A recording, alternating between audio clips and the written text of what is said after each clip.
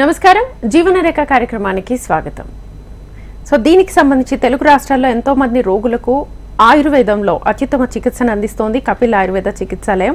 ఆయుర్వేద హాస్పిటల్స్లో కపిల్ ఆయుర్వేద మాత్రమే 50కి పైగా పడకలతో గత 5 సంవత్సరాలుగా ఇన్ పేషెంట్స్కి అంకిత భావంతో సేవ చేస్తూ సుమారు 7,000కు పైగా అన్ని రకాల వ్యాధులకు సంప్రదాయ కేరళ పంచకర్మ చికిత్స అందిస్తూ అందరి మందనలు పొందుతోంది. సో ఈనాటి మన కార్యక్రమంలో భాగంగా వ్యాధులను బట్టి కాకుండా పేషెంట్ శరీర తత్వాన్ని బట్టి ట్రీట్మెంట్ ఇవ్వడంలో ఇది ప్రత్యేక స్థానంలో ఉందనే చెప్పొచ్చు.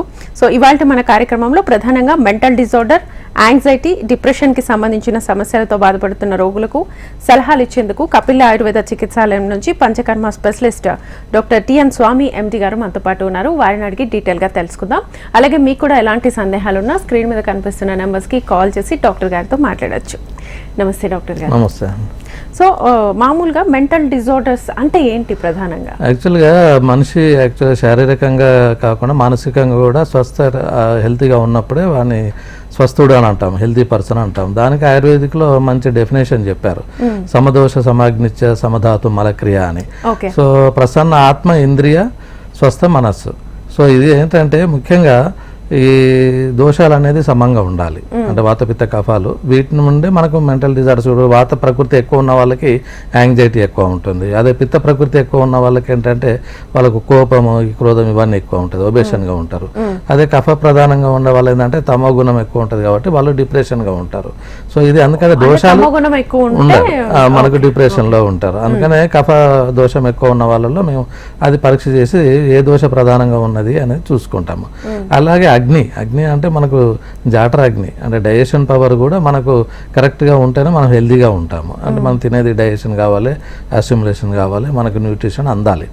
సో అలాగే సమదోష సమాగ్నిత్య సమధాతు మనకి అంటే ఆర్గాన్స్ అన్నీ కూడా కరెక్ట్గా పనిచేస్తూ ఉండాలి.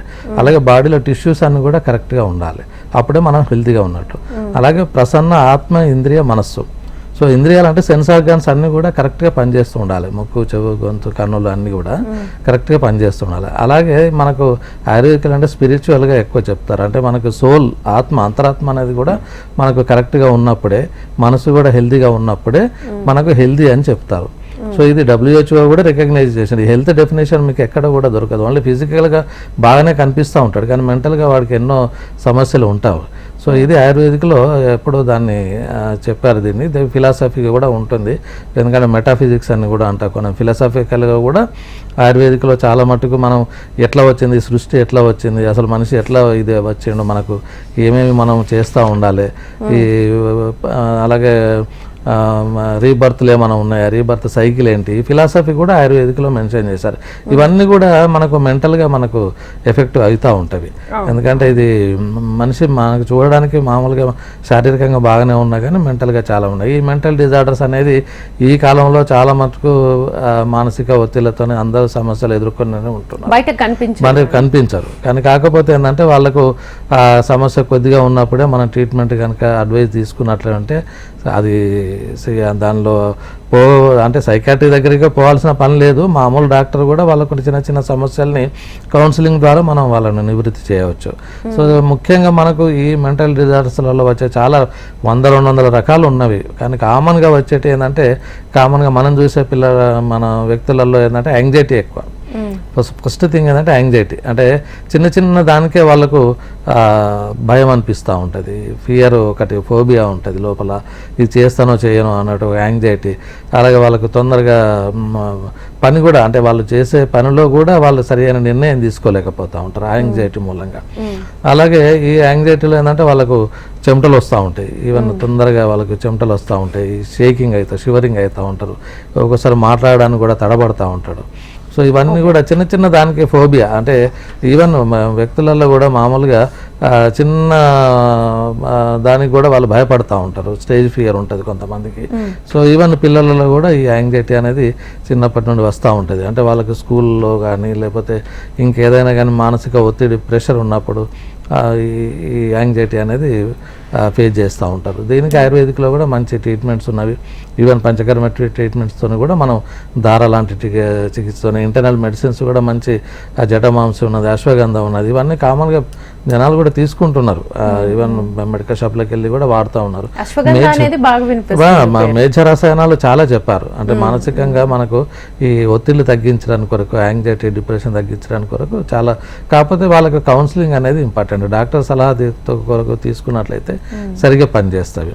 ఇక తర్వాత నెక్స్ట్ వచ్చేదంటే డిప్రెషన్. ఇప్పుడు ఇవాళ రేపు చాలామంది మూడ్ డిజార్డర్స్లలో డిప్రెషన్ బైపోలార్ డిజార్డర్స్ అని ఉంటాయి. వీటిలో అంటే వాళ్ళు ఎప్పుడు కూడా రకరకాల కారణాలు ఉంటాయి అనుకోండి వాళ్ళకి. అంటే ఎన్విరాన్మెంటల్ కారణాలు కావచ్చు, కొంతమందికి జెనెటిక్స్ కూడా కారణాలు అవుతాయి, సోషల్గా కూడా వాళ్ళు పోస్ట్ ట్రామాటిక్ స్ట్రెస్ అని అంటారు. వాళ్ళకి ఏదో కారణంగా ఒకటేసారి సడన్గా ఫైనాన్షియల్ లాస్ కావచ్చు, లేదంటే దగ్గర వ్యక్తులు ఎవరన్నా చనిపోయినా కానీ ఇట్లాంటి వాళ్ళు తొందరగా వాళ్ళు డిప్రెషన్లోకి వెళ్ళిపోతూ ఉంటారు. సో దాంతో వాళ్ళకు కొంచెం బయటికి రావడానికి కౌన్సిలింగ్ చేయాలి. డిప్రెషన్, మళ్ళీ మూడు ఒక సాడ్నెస్, ఎప్పటికీ సాడ్గా ఉంటారు. దాని మూలంగా ఏంటంటే వాళ్ళు సరిగా తింటున్నారో లేదో తెలియదు, ఒకవేళ నిద్ర ఎక్కువ ఉంటుంది, లేకపోతే అసలు నిద్రపోరు వాళ్ళు. ఈ డిప్రెషన్లో చాలా సమస్యలు ఎదుర్కొంటూ ఉంటారు. ఈవెన్ కొంతమంది థాట్స్ కూడా డిఫరెంట్ అవుతూ ఉంటాయి, వాళ్ళకు సూసైడ్ టెండెన్సీ వస్తూ ఉంటుంది. చిన్న చిన్న కారణాలకు కూడా కొంతమంది ఆవేశంలో నిర్ణయాలు తీసుకొని ఇదవుతూ ఉంటారు. సో వాళ్ళకు కొద్దిగా కౌన్సిలింగ్ చేసేసి ఏదైతే కాజిటివ్ ఫ్యాక్టర్ ఉన్నదో దాన్ని మనం కొంచెం బయటకు తీసుకురాగలిగితే వాళ్ళు ఆమె డిజార్డర్ నుండి బయటకు వస్తారు. Okay okay. సో మీరు అన్నట్లుగా యాంగ్జైటీ, డిప్రెషన్ అనేది ఎన్ని రకాలుగా ఉంటుంది? యూజువల్గా అయితే మనకు ఈ యాంగ్జైటీ అయితే కొంచెం ఫోబియా అనేది ఉంటుంది. అంటే కొంతమందికి చిన్న చిన్న వాటికే అసలు చిరాకు పడుతూ ఉంటారు. చిన్న చిన్న వాటికి ఈవెన్ కొంతమంది హైట్ ప్లేస్లకు పోయినట్టుంటే భయపడతా ఉంటారు. స్విమ్మింగ్ నీళ్ళు అనేసరికి భయపడతా ఉంటారు. ఒక పాముగా చూసినా కానీ, కొంతమంది చిన్న చిన్న బాత్రూంలలో బల్లిని చూసినా కానీ, స్పైడర్ని చూసినా కానీ చాలా ఫోబియా, యాంగ్జైటీ ఫీల్ అవుతూ ఉంటారు. వాళ్ళకి ఏంటంటే సడన్గా హార్ట్ బీట్ పెరిగిపోతూ ఉంటుంది, చెమటలు వచ్చేస్తూ ఉంటాయి. సో ఇవన్నీ రకాలు. అందులో మళ్ళీ ముఖ్యంగా డిప్రెషన్ అంటే మనకు మూడ్ డిజార్డర్స్లలో ఈ డిప్రెషన్ ఒకటి ఉంటుంది. తర్వాత బైపోలార్ డిసీజ్ ఉంటుంది. బైపోలార్ డిసీజ్లో ఏంటంటే వాళ్ళు ఆల్మోస్ట్ ఆల్ లైఫ్ లాంగ్ అట్లాగే ఉంటుంది. వాళ్ళకు సాడ్నెస్, ఎప్పుడు సంతోషంగా ఉండరు, ఏ నిర్ణయాలు కూడా సరిగ్గా తీసుకోలేకపోతారు. ఇది తీసుకుంటే ఏమవుతుందో ఏమో అనే ఒక టెన్షన్ ఉంటుంది వాళ్ళలో. అది తీసుకోవాలా వద్దా అనేది జడ్జిమెంట్, లీగల్గా అంటే రేషనల్గా సరిగా థాట్ చేయలేరు, లాజికల్గా కూడా సరిగా థాట్ చేయలేరు. ఇవి మనకి బైపోలార్ డిసీజ్లలో మనకు కనిపిస్తూ ఉంటాయి. చాలామంది వ్యక్తులు ఇలాంటి వాళ్ళు సఫర్ అయ్యే వాళ్ళు ఉంటారు. చాలామంది ఈ చిన్న చిన్న వాటి కూడా యాంటీ డిప్రెసెంట్స్, యాంటీసైకోటిక్ డ్రగ్స్ తీసుకోవడం వల్ల కూడా కొంచెం ఇబ్బంది పడుతూ ఉంటారు. అది దాని సైడ్ ఎఫెక్ట్స్తో కూడా కొంచెం ఓసారి అయితే లావ్ అవుతూ ఉంటారు, లేకపోతే సన్నగా ఉంటారు, అసలు ఏం తినకుండా, నిద్ర లేకుండా, ఇవన్నీ సఫర్ అవుతూ ఉంటారు. నిద్ర కొరకు ఇప్పుడు ఆ మందులు వాడితేనే కానీ వాళ్ళకు నిద్ర రాదు. సో అలాంటి సైకాట్రిక్ డ్రగ్తో కొంచెం సఫర్ అవుతూ ఉంటారు. వీలైనంత మటుకు ఆయుర్వేదిక్లో మంచి ఇంటర్నల్ మెడిసిన్స్ ఉన్నవి, మంచి ట్రీట్మెంట్స్ ఉన్నవి. చిన్నగా ఉన్నప్పుడే సమస్య వాళ్ళను డాక్టర్ని కన్సల్ట్ చేసినట్టయితే వాళ్ళ అటెండెన్స్ కానీ చిన్నపిల్లలలో కానీ. తర్వాత ఇది కాకుండా ఏంటంటే ఈటింగ్ డిజార్డర్స్ అనేది ఒకటి ఉంటుంది. ఈటింగ్ డిజార్డరే ఉంటుంది. అది చాలా హెల్త్ మీద మనకు ఎఫెక్ట్ చూపిస్తూ ఉంటుంది. ఎందుకంటే కరెక్ట్గా టైంకి తీసుకోవడం కానీ, కరెక్ట్ ఫుడ్, బ్యాలెన్స్డ్ డైట్ తీసుకోవడం, ఇవన్నీ కూడా చేయకపోతే వాటిలో ఒకసారి టీవీ చూసుకుంటేనే వాళ్ళు ఎంత తింటున్నారో వాళ్ళకే తెలియదు. అయితే లావ్ అయిపోతారు, లేకపోతే సన్నగా అయిపోతారు. ఇంకొకటి ఏంటంటే ఇందులో ఎనరిక్సియా నర్వోసా అనేది ఒక డిజార్డర్ ఉంటుంది. దాంట్లో ఏంటంటే వాళ్ళు లావ్ అవుతామేమో అని చెప్పి అసలు తినకుండా వదిలేస్తారు. ఎంత సన్నగా ఉంటారు అంటే వాళ్ళు ఓన్లీ బోన్, స్కిన్నే ఉంటుంది, ఇంకా వాళ్ళకి అసలు కండనే ఉండదు. అంత సివియర్గా వాళ్ళు ఫాస్టింగ్ కొంచెమే తింటారు వాళ్ళు. ఇప్పుడు కొంతమంది ఇప్పుడు ఈ సర్జికల్ కూడా బెరియాట్రిక్ సర్జరీ ఇవన్నీ కూడా ఏంటంటే స్టమక్ను వాళ్ళు కట్ చేసి కొంచెమే వాళ్ళు ఉంచుతారు. అంటే మనకు కొంచెం తినగానే మనకు సఫిషియెంట్ సరిపోతుంది. ఇలాంటివి కూడా సమస్యలు, డిజార్డర్స్ వస్తూ ఉంటాయి. బులిమియా అనేది ఇంకొక డిజార్డర్ ఉంది. అదేంటంటే ఎంత ఇది అంటే వాళ్ళు తింటారు, బాగానే తింటారు, బయటకు వెళ్ళి వామిటింగ్ చేసుకుంటారు. కావాలని ఇంటెన్షన్గా. సో అది కూడా ఒక డిజార్డర్. సో ఈటింగ్ డిజార్డర్లలో చిన్నపిల్లలు కూడా చాలా మటుకు మారం చేస్తుంటారు, బయట తినాలని, ఇది తినాలని, అది తినాలని, చేతులు సరిగా కడుక్కోకుండా ఉంటారు. అది ఇవన్నీ కూడా మనకు ఈ చిన్నపిల్లలలో ఈటింగ్ డిజార్డర్స్ చాలా ఇదైపోతున్నాయి. వాళ్ళు రేపు జంక్ ఫుడ్ ఎక్కువ ఇష్టపడతా ఉన్నారు, దానివల్ల కూడా సమస్యలు వస్తాయి, శారీరకంగా మానసికంగా 2 రకాలుగా వాళ్ళు సమస్యలు ఎదుర్కొంటూ ఉంటారు. ఇది కాకుండా ఏంటంటే ఇంకా షిజోఫ్రీనియా అనేది ఒకటి ఉంటుంది, అది కంప్లీట్గా ఇట్స్ ఏ సైకియాట్రిక్ కండిషన్ అది. సో దానిలో ఏంటంటే వాళ్ళు హాలుసినేషన్స్, డెలీరియము, కొంచెం వైలెంట్గా కూడా ఉంటారు, కొట్టడం కానీ, వాళ్ళకి రియాలిటీ నుండి వాళ్ళు దూరం అయిపోతారు. వాళ్ళు యాక్చువల్గా ఏం జరుగుతున్నది బయట ప్రపంచం ఏమి తెలియదు వాళ్ళకు. సో టోటల్గా వాళ్ళు డీవియేట్ అయిపోతారు, బయట తిరుగుతూ ఉంటారు, సరిగ్గా బట్టలు కూడా వేసుకోకుండా. ఇది కొంచెం షిజోఫ్రెనిక్ కండిషను. వాళ్ళకు కరెక్ట్గా ట్రీట్మెంట్ టైంలో ఇచ్చేదంటే వాళ్ళు కూడా దాని నుండి బయటకు వస్తారు. ఆ కండిషన్లో కూడా మనం ట్రీట్మెంట్ చేయొచ్చు. కాకపోతే మనకు కోఆపరేటివ్గా చేసేటట్టుగా వాళ్ళ అటెండెన్స్ కానీ వాళ్ళ కోఆపరేషన్ ఉంటే మనకు ట్రీట్మెంట్ తీసుకున్నట్లయితే మనకు తగ్గుతుంది అది కూడా. ఓకే. ఇప్పుడు మీరు చెప్పిన చిన్నపిల్లల్లో కనిపించేవి, చిన్నపిల్లల్లో మామూలుగానే 12 years బిఫోర్ సూసైడల్ థాట్స్, ఆ టెండెన్సీ ADHD అని ఒకటి ఉంటుంది, అటెన్షన్ డీవియేషన్ అనేది ఒకటి ఉంటుంది. అంటే వాళ్ళు సరిగా అటెన్షన్ ఇవ్వరు మనకు. అది ఒక రకంగా చెప్పాలంటే వాళ్ళకు 3 years నుండే ఇది స్టార్ట్ అవుతుంది. సరిగా మాటలు కూడా రావు, మాట్లాడడానికి ఇష్టపడరు, నలుగురిలో కలవడానికి కూడా ఇష్టపడరు. సో కొంతమంది ఎట్లంటే హైపర్ యాక్టివ్ డిజార్డర్ కూడా ఉంటుంది. సో అంటే వాళ్ళు ఇక ప్రతి దానికి ఎక్సైట్ అయిపోతూ ఉంటారు. సో ఇవన్నీ కూడా వాళ్ళు ఏంటంటే స్కూల్ గోయింగ్ లో ఇదైతా ఉంటారు, అటెన్షన్ సీకింగ్ ఉంటుంది. తర్వాత వాడు సాడ్నెస్, ఒక్కోసారి వాళ్ళని ఏంటంటే మనం స్కూల్లో టీచర్లో కొంచెం చెప్పేసి అబ్జర్వేషన్లో ఉంచాలి. తర్వాత ఈవెన్ పేరెంట్స్ కూడా వాళ్ళ అబ్జర్వేషన్లో ఉంచాలి. ఎందుకంటే వాడు ఎట్లా ఉంటున్నాడు సొసైటీలో కానీ, సోషల్గా కూడా మూమెంట్ ఎట్లా ఉంటున్నాయి. టైంకు మనకు ఈవెన్ చదువురు అని అంటారు కానీ వాళ్ళకు చదువు మీద కంటే ఆటల మీద ఇంట్రెస్ట్ ఉన్న వాళ్ళు కొంతమంది ఉంటారు.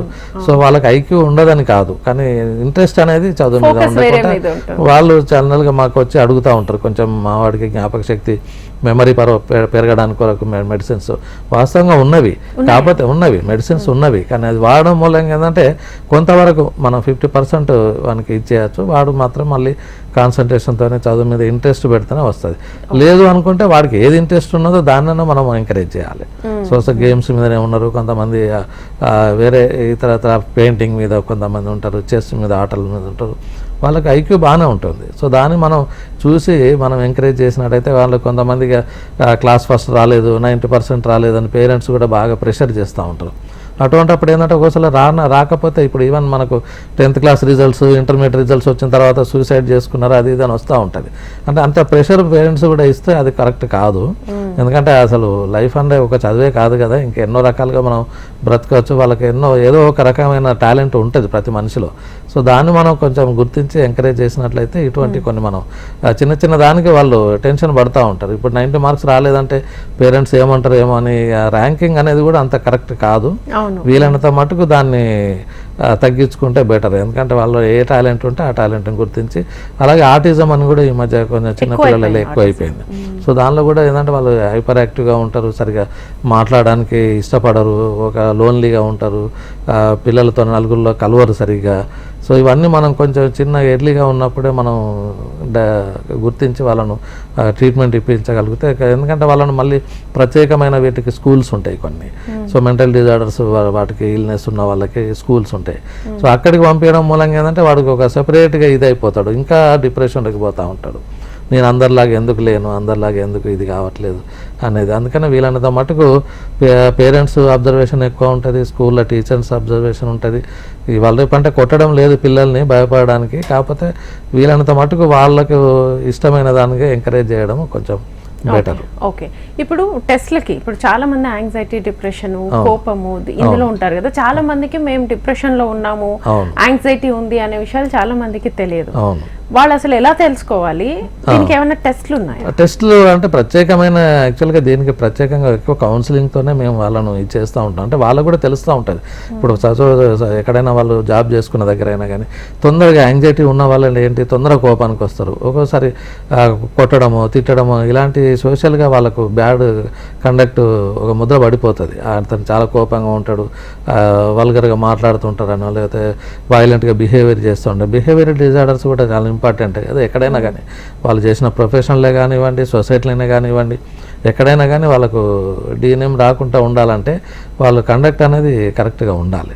సో అది వాళ్ళకు ఆ టెస్ట్లు ప్రత్యేకంగా మరీ షిజోఫ్రెనిక్ అట్లాంటి కండిషన్లో బ్రెయిన్ ఒక ఇది స్కానింగ్ తీసుకోవడము, మిగతా ఏమైనా ఇతరత్ర కొన్ని డిసీజెస్లలో కూడా మనకు ఈ యాంగ్జైటీ డిప్రెషన్ వచ్చే అవకాశాలు ఉంటాయి. అంటే డయాబెటీస్లో కానివ్వండి, కార్డియాక్ ఎరిథిమియాస్లో కానివ్వండి, ఇట్లాంటి ఏమైనా కండిషన్స్ ఏమైనా ఉంటే దానికి కరెక్ట్గా ఏవైతే టెస్టులు చేయించాలో అవి చేయించుకుంటే సరిపోతుంది. అది డాక్టర్ని కలిసినప్పుడు మేము డీటెయిల్ హిస్టరీ తీసుకుంటాము. ఒక రకంగా చెప్పాలంటే కొంతమంది ఇన్కోహరెంట్ ఉంటారు. అంటే ఇన్కోహరెంట్ అంటే మేము అడిగింది చెప్పరు, వాళ్ళు మైండ్ ఏదో చెప్తా ఉంటారు, అసలు కమ్యూనికేషన్ కూడా ఉండదు. సో వాళ్ళు ఏదో ఆలోచిస్తూ ఉంటారు. అటువంటిప్పుడు ఏంటంటే వాళ్ళతో వచ్చిన అటెండెన్స్ అంటే ఫాదరు, మదరు, బ్రదరు వాళ్ళ దగ్గర నుండి మేము హిస్టరీ తీసుకొని కరెక్ట్గా వాళ్ళకు ట్రీట్మెంట్ చేస్తూ ఉంటాము. వీలైనంత మటుకు వాళ్ళు బయటికి చాలామంది బయటకు వస్తూ ఉంటారు. బట్ ఈవెన్ తో ఇంకా రెగ్యులర్ ట్రీట్మెంట్ తీసుకున్నట్టయితే మనం వాళ్ళకు ఇవ్వచ్చు. అయితే ఎన్ని కౌన్సిలింగ్స్ అవసరం అవుతాయి? అయితే అది కూడా డిపెండింగ్ అపాన్ కండిషను, అంటే పేషెంట్ ఎంతవరకు డిప్రెషన్లో ఉన్నాడు, ఎంతవరకు ఇది ఉన్నాడు, యాంగ్జైటీ, ఇవన్నీ కొన్ని చిన్న చిన్న వాటితోనే మనం బయట పడవచ్చు. అంటే ఇప్పుడు ఆయుర్వేదిక్లో ఏంటంటే ఈవెన్ సైకాట్రీ ట్రీట్మెంట్ కూడా చాలా మానసికంగా, ఇప్పుడు మనకు ఆయుర్వేదిక్లో కూడా దైవ వ్యపాశ్రయం, యుక్తి వ్యపాశ్రయం, సత్వావజయం అని ఒక 3 చికిత్సలు చెప్పారు. దైవ వ్యపాశ్రయం అంటే వాళ్ళకు నిజంగా దేవుని మీద నమ్మకం ఉన్నది అంటే అదే పని చేయాలి వాళ్ళకు. అలా చేసినప్పుడే వాడికి తగ్గుతుంది. సో దేవుని మీద నమ్మకం, మనకు ఏం లేదు, నీకు ఏం లేదు. చాలామంది ఇప్పుడు దేవుళ్ళకు గుళ్ళలకు తీసుకుపోతారు, వానికి మెంటల్గా ఇదైందని చెప్పి అక్కడ కూడా కొన్ని పూజలు చేయిస్తూ ఉంటారు. వాస్తవంగా మంత్ర ఔషధి అనేది మనకు ఆయుర్వేదిక్లో చెప్పారు. మణిమంగళ కొన్ని అంటే స్టోన్స్ ధరిస్తే కొంచెం సైకలాజికల్గా ఇది అవుతారని, అలాగే ఈవెన్ తీర్థయాత్రలు చేస్తే ఈ దేవుని దగ్గర పోతే ఆ దేవుని దగ్గర, ఇవన్నీ సైకలాజికల్. ఈవెన్ బలి ఇస్తారు, బలి కూడా ఒక ఆయుర్వేదిక్లో ఒక రకంగా చెప్పారు. అవి అంటే ఇది జరిగితే ఇది చేస్తే ఇది అవుతుంది నాకు మంచిగా అన్నప్పుడు ఇక వాడు అదే పద్ధతిగా పోవాలి. లేకపోతే వాడు అదొక భాగంగా ట్రీట్మెంట్లో ఒక భాగంగానే ఉన్నది, ఆయుర్వేదిక్లో చెప్పారు అది. అలాగే ఇక సత్వావజయం అంటే మైండ్ని కంట్రోల్ చేసుకోవాలి. ఎందుకంటే మనకు ఆయుర్వేదిక్లో ధారణీయ వేగాలు అంటే ఉంటారు, అడిషట్ వర్గాలు ఉంటుంది. అంటే మనకు ఇది దాన్ని ఏమంటారు, కామ, లోభ, క్రోధ, మదం, ఆశ్చర్యాలు అని ఉంటాయి కదా, వీటి మీద మైండ్ కంట్రోల్లో ఉండాలి. యాక్చువల్గా చెప్పాలంటే ఇది మైండ్లో ఒక సెంటర్స్ ఉంటాయి కొన్ని, అంటే మనకు ఎమోషన్లు, ఫీలింగ్స్ను కంట్రోల్ చేసే సెంటర్స్ ఉంటాయి. వాటిని మనం కొంచెం డీవియేట్ అయ్యో లేకపోతే అవి సరిగ్గా పనిచేయకపోవడంలో మూలంగా ఇవన్నీ సమస్యలు ఉత్పన్నమవుతాయి. అందుకని అర్ధేభ్యో అహితేభ్యో అని మనోనిగ్రహాన్ని మైండ్ కంట్రోల్లో ఉంచుకోవాలంటే మనకు యోగా, మళ్ళీ మెడిటేషన్, ఇవన్నీ కూడా మనకు ఈ మెంటల్ డిజార్డర్స్లలో బాగా ఉపయోగపడతాయి. సో అది మనం అడ్వైజ్ చేస్తాం లాస్ట్కి చివరికి. ఎట్లాగో ఆ యోగా, మెడిటేషన్, చిన్న చిన్న ఆసనాలు కానీ ఇవన్నీ వేసుకుంటే వాళ్ళు ఒకటేంటంటే వాడు పేషెంట్ మనకు కోఆపరేట్గా ఉంటే తొందరగా బయటకు వస్తారు. Okay okay. ఈ కౌన్సిలింగ్ తో పాటు ఇంటేక్ మెడిసిన్స్ ఏమైనా ఇస్తారా? ఎంత కాలం వాడాల్సి? ఇంటేక్ మెడిసిన్స్ మనకు కూడా అది కూడా డిపెండింగ్ అపాన్ పేషెంట్ కండిషన్ అనుకోండి. కాకపోతే మనకు మినిమం ఒక 3 months వాడితే మనకు చాలా మటుకు రిజల్ట్ ఉంటుంది. చాలా మనకు ప్రూవ్డ్ డ్రగ్స్ ఉన్నాయి, మనకు మంచి ట్రీట్మెంట్స్ ఉన్నవి. అంటే జటామాంస అని, అశ్వగంధ అని, తర్వాత శంఖపుష్పి అని. చాలామంది పేషెంట్లు కూడా శంఖపుష్పి సిరప్లు తీసుకెళ్ళి మనకు పిల్లలకు జ్ఞాపక శక్తి కొరకు ఇట్లా కోపం వస్తున్నాడు తొందరగా అంటే శంఖపుష్పి అది సిరప్ కూడా వాడుతూ ఉంటారు. అది కూడా మెంటల్ డిజార్డర్ చిన్నపిల్లల్లో ముఖ్యంగా అది మంచి చేస్తూ ఉంటారు. అలాగే పంచకర్మలలో మేము శిరోధార చికిత్స చేస్తూ ఉంటాము, నస్యం చేస్తూ ఉంటాము. నస్యం వల్ల కూడా చాలా మటుకు బ్రెయిన్ సెల్స్ మనకు మంచి యాక్టివేట్ అయ్యి స్ట్రెంథెన్ అయ్యి మనకు ఈ చిన్న చిన్న డిసీజెస్ అన్నీ కూడా తగ్గిపోతూ ఉంటాయి. సో అలా మేము ఈవెన్ ఇంటర్నల్గా గుర్తాలు ఉన్నవి. అందుకే చిన్నపిల్లలు కూడా నెయ్యితోని మేము తినిపియమని చెప్తాము. కౌ ఘీ అనేది మనకు మేజర్ రసాయనంగా చెప్తారు. అంటే మనకు బ్రెయిన్ మంచిగా పనిచేయాలంటే ఘీతోని కూడా మేము చాలా, మనకు ఆ బ్రాహ్మీ ఘృతం ఉన్నది, తర్వాత సరస్వతి లేహ్యం ఉన్నది, ఇవన్నీ చాలా మటుకు పిల్లలకు చాలామంది తీసుకొని పోయి ఇస్తూనే ఉంటారు. ఇంకొకటి ఏంటంటే ఈ మధ్యకాలంలో మేము స్వర్ణప్రాశన డ్రాప్స్ అనేది కూడా ఒకటి మేము స్టార్ట్ చేసాము కపిల్ చికిత్సాలయంలో. ఎవ్రీ పుష్యమి నక్షత్రం రోజు మేము ఆ పిల్లలకు పుట్టినప్పటి నుండి ఆల్మోస్ట్ ఆల్ పోలియో డ్రాప్స్ లాగానే పుట్టినప్పటి నుండి 16 years వరకు మనం ఆ డ్రాప్స్ వేస్తూ ఉంటాం. దానివల్ల ఏంటంటే మనకు స్వర్ణప్రాశనం, యాక్చువల్గా స్వర్ణం అనేది మనకు గోల్డ్ నానో పార్టికల్ చాలా మటుకు మనకు బ్రెయిన్ మంచి కెపాసిటీ పెంచుతుంది. సో గోల్డ్ వల్ల మనకు అంత గోల్డ్ వల్ల దానిలో మనకు అశ్వగంధం, మళ్ళీ జటమాంస, ఇవాచ, ఇవన్నీ కూడా మేజర్ రసాయనంగా కలిపి మేము డ్రాప్స్ తయారు చేస్తాం. సో ఆ డ్రాప్స్ మనకు వేయడం మూలంగా పుష్యమి నక్షత్రం ఎందుకు అని అంటే అది మెంట్ ఫర్ గోల్డ్, అది శ్రేష్టమైంది. 27 నక్షత్రాలలో పుష్యమి నక్షత్రం శ్రేష్టమైంది, అది మెంట్ ఫర్ గోల్డ్.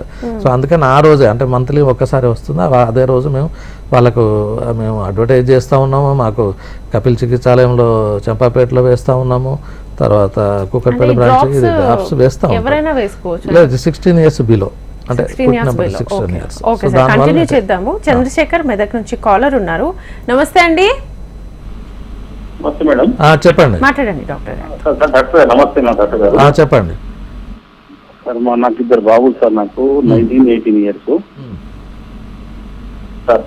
ఇద్దరు కూడా చిన్నప్పుడు చూపిస్తే వాళ్ళకి ఐక్యూ తక్కువ ఉందని చెప్పిస్తారు డాక్టర్స్. Okay okay. అంటే చదువులో తక్కువ ఉందా, మిగతా విషయాలలో కూడా ఐక్యూ తక్కువనే ఉందా? చదువులో సార్. ఓకే, మిగతా విషయాలన్నీ బాగానే ఉంటారా? ఆటలు మిగతా విషయాలు బాగానే ఉంటారు కానీ అసమానం కొట్టుకుంటారు సార్, గొడవ పడతారు ఇంట్లో. ఓకే ఓకే కొద్ది అసమానం ఫోన్ లో ఆడడం కానీ, బయట తిరుగుతే బాగానే తిరుగుతారు మళ్ళీ.